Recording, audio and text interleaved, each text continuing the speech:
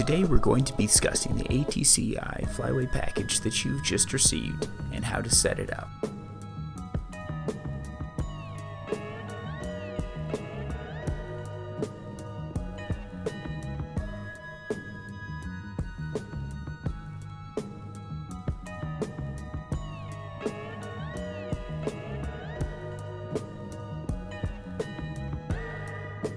One thing to note as we set up the mount chassis is that we make sure we point it in the correct direction where we need it to be.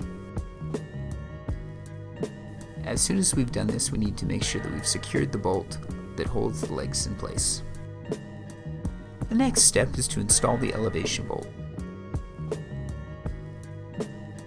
As you can see here, we've taken it out of the protective case. We're now going to put it into the chassis. There are two removed areas on the back of the rear plates. We're going to put it in there, and we're going to tighten down the back bolts. The next step we're going to take is to loosen the top mount plate. This will be in preparation for installing the lower reflector panel.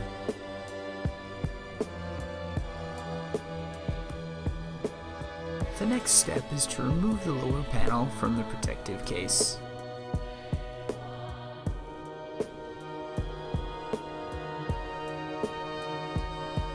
Once we've done this, we want to take the pin out of the rear panel. This will help us in the installation process. From here, we're going to place the lower panel onto the grooves of the top mount plate. Secure the top mount plate and screw it in tightly. We're then going to take the elevation arm, put it between the two eyelets, and insert the pin securely to keep the dish secured to the mount.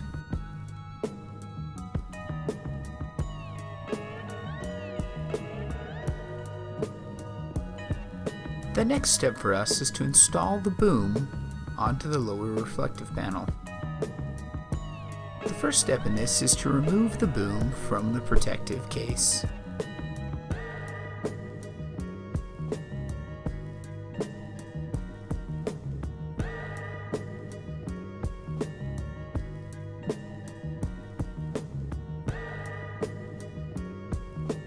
Once we've done this, we're going to align the boom with the hole on the bottom of the reflective panel and screw the bolt in there.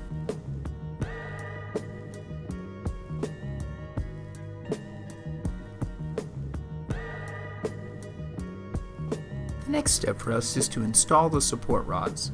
As you can see from the still photo that we're about to show, this is the incorrect rod placement. The head of the rod is in the wrong area. As we can see from the video, if you have the incorrect rod placement, you won't be able to connect to the connection point on the panel.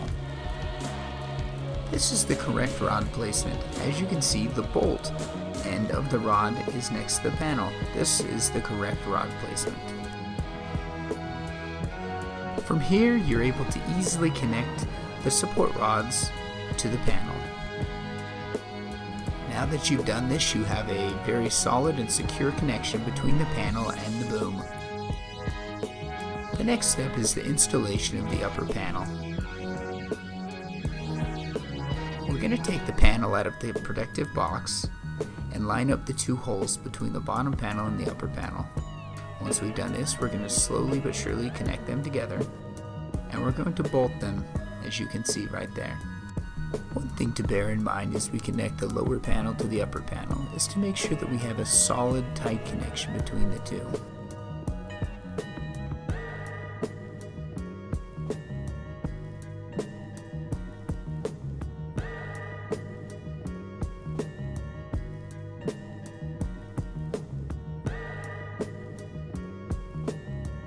The next step in the process for us is to install the feed bracket.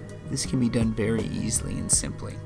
What we need to do for this installation is to line up the hole between the boom and the feed bracket. Once we've done that, where there's a single bolt that we're going to screw in between the boom and the feed bracket.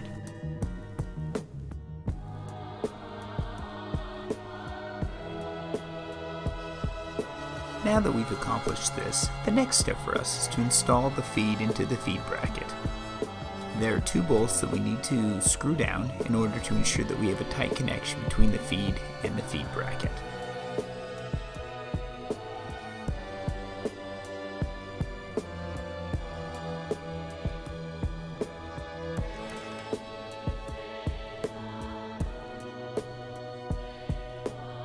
The last and final step we have in the Flyway package is to peak the dish.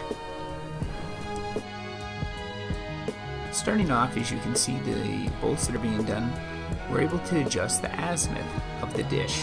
We can do this in a drastic level by loosening everything.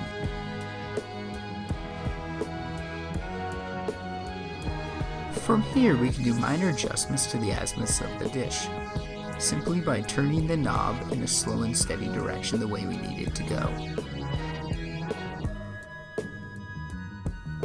You can see some of the minor movements here.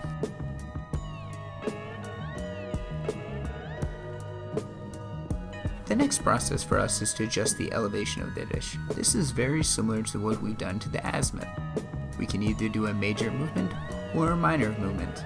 We can adjust it simply by turning the knob in the direction that we need it to go. Congratulations, you've just assembled a Flyway.